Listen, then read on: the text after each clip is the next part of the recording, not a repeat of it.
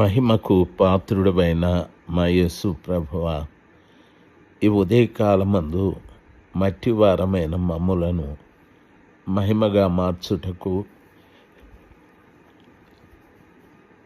మీ రక్తముతో మమ్మల్ని కడిగి పవిత్రపరిచి మీ వాక్యానుసారంగా జీవించి మీ ఆత్మతో నింపబడి పరిశుద్ధమైన జీవితాన్ని జీవించాలని మీరు కోరుకుంటున్నారు.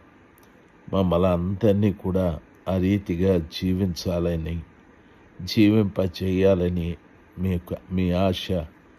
తండ్రి, వాక్యం వింటున్న ప్రతి బిడ్డ కూడా, వారి కుటుంబంలో ప్రతి వారు కూడా ఈ విధమైన మార్పు చెందటానికి మీరే కృప చూపెట్టుమని ప్రార్థిస్తున్నాను. ఎవరెవరు వాక్యం వింటున్నారో ఆ బిడ్డలందరిపైన నీ అపారమైన కృప, వారి కుటుంబాలలో కూడా అందరి మీద నీ అపారమైన కృప కుమ్మరించండి స్వామి. బిడ్డలు ఎవరు బలహీనులు కాకూడదు ప్రభువా. ఏ పరిస్థితుల్లోనూ బలహీనులు కాకుండా బలవంతుడైన మిమ్మల్ని వెంబడించుటకు, మీతో కలిసి శత్రువైన సాతానుడితో యుద్ధం చేసి అనేకుల్ని మీ కొరకు సంపాదించుటకు ఒక్కొక్కరికి నీ కృప దయచేయమని యేసు ప్రభుల వారి నామంలో ప్రార్థించి వేడుకుంటున్నాను తండ్రి.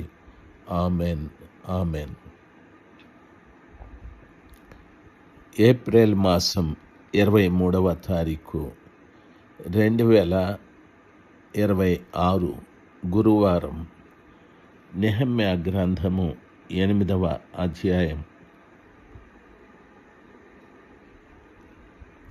10వ వచనాన్ని నిన్నటి దినాన చెప్పాను. తిరిగి ఈరోజు 10వ వచనంలో ఉన్న కొన్ని మాటలు చెప్పుటకు ప్రభు సహాయము చేయనుగాక. 10వ వచనంలో, మరియు అతడు వారితో ఇట్లా నేను, పదండి, క్రొవ్విన మాంసమును భక్షించుడి, మధురమైన పానము చేయుడి. ఇది వరకు తమ కొరకు ఏమీ సిద్ధము చేసుకొనని వారికి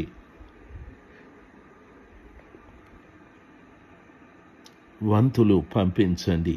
ఎలయనగా ఈ దినము మన ప్రభువుకు ప్రతిష్ఠితమాయను. మీరు దుఃఖపడకుడి, యెహోవా యందు ఆనందించుట వలన మీరు బలముంచుదురు అని వాక్యము సెలవిస్తుంది. 10వ వచనంలో చాలా విలువైన మాటలు. అక్కడున్న అధికారి అయిన నెహెమ్యా, ఎజ్రా, శాస్త్రి అయిన ఎజ్రా, లేవీయులు, వీళ్ళందరూ ఇజ్రాయేలు ప్రజలు వాక్యం విని దుఃఖపడుతూ, ఏడుస్తూ, పశ్చాత్తాపడుతూ ఉంటే వారిని ఓదార్చుచు అంటున్న మాట ఏమిటంటే, దుఃఖపడకండి, ఏడవకండి అని చెప్పి, ఈ దినము యెహోవాకు ప్రతిష్ఠిత దినము. నీవు ప్రభువుకి ప్రతిష్ఠితుడివి. ఈ రోజున నీవు ప్రతిష్ఠించబడిన వ్యక్తివి గనుక ఈ దినము చాలా ప్రశస్తమైనది. ఈ ప్రతిష్ఠిత దినమున నీవు చేయవలసిన కార్యాలు ఏమిటి అని అడిగితే, ఒకటి,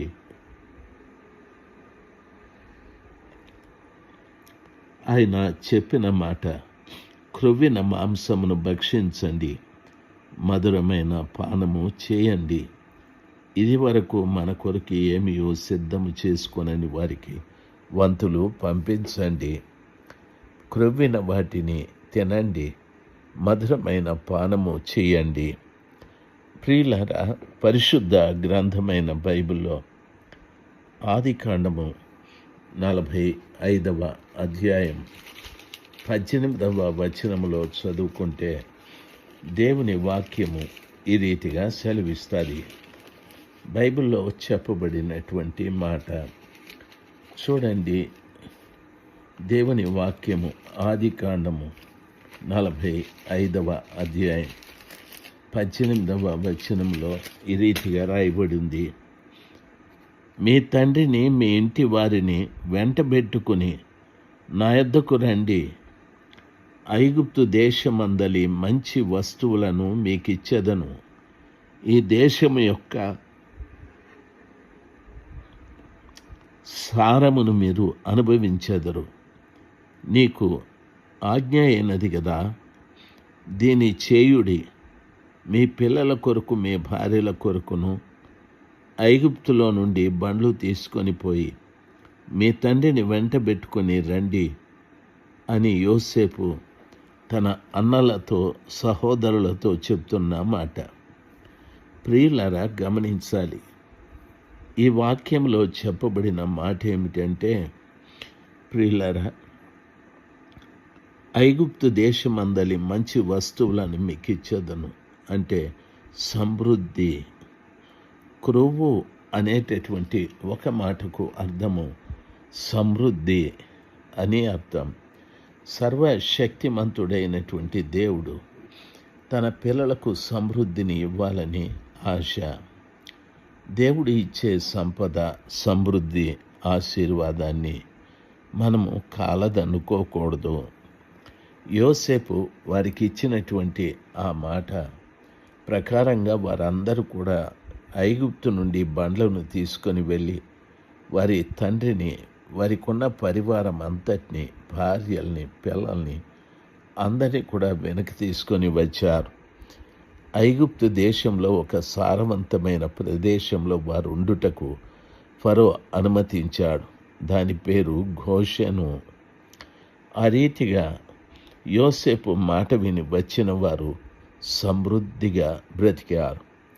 పరమ యోసేపు అయిన యేసు ప్రభుల వారి మాట విని మనం కూడా లోకంలో నుండి, పాపంలో నుండి వెనుదిరిగి ప్రభు దగ్గరికి వస్తే ఆ కృపగల దేవుడు ఎంతో సమృద్ధిని, ఎంతో ఆశీర్వాదాన్ని, నెమ్మదైన జీవితాన్ని ప్రభుల వారు ప్రసాదిస్తాడు. దేవుని బిడ్డలుగా మీకు ఉన్న మనవి, బైబిల్ ఈ రీతిగా సెలవిస్తుంది. చూడండి, ద్వితీయోపదేశ కాండము 32వ అధ్యాయము 15వ వచనంలో కూడా ఈ మాటలు చెప్పబడ్డాయి. క్రొవ్వును గూర్చి చెప్పబడ్డాయి. 32వ అధ్యాయము 15వ వచనం. యెషూరును క్రొవ్విన వాడై కాలు జాడించాడు. నీవు క్రొవ్వు బలిసి మందుడవైతివి. వాడు తను పుట్టించిన దేవుని విడిచెను, తన రక్షణ శైలమును తృణీకరించెను అని 15వ వచనంలో చెప్పబడి ఉంది. యెషూరును అనే మాటకు అర్థము ఇజ్రాయేలీయులని. వారు క్రొవ్విన వారే కాలు జాడించారు. అంటే ఆ కృపగల దేవుడు వారిని ఎంతో సమృద్ధిలోకి తీసుకెళ్ళాడు, ఎంతో ఆశీర్వాదంలోకి తీసుకెళ్ళాడు, మంచి సుఖ సంతోషాలకి తీసుకెళ్ళాడు.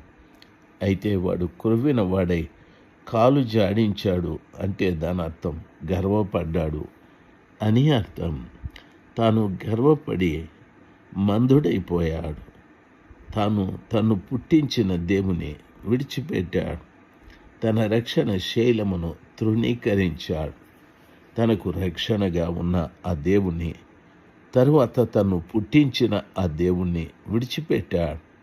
ప్రియులరా, ఈరోజు కూడా ఎంతోమంది సమృద్ధి దేవుడు దయచేశాడు, సమృద్ధి దేవుడు దయచేశాడని ఎరిగి కూడా చాలామంది దేవుని పాదాల చెంత బ్రతకవలసిన బిడ్డలు దేవునికి ఇష్టంగా బ్రతకడం లేదు. క్రొవ్విన వారై గర్వపడి ఇష్టానుసారంగా ప్రవర్తిస్తూ ఉన్నారు. దేవునికి ఇచ్చిన సమృద్ధి దేవుని కొరకు ఉపయోగించేటట్టుగా ఉండాలి. మనం క్రొవ్విన వారై దేవుని దుఃఖపెట్టే వ్యక్తులుగా మాత్రం మారకూడదు.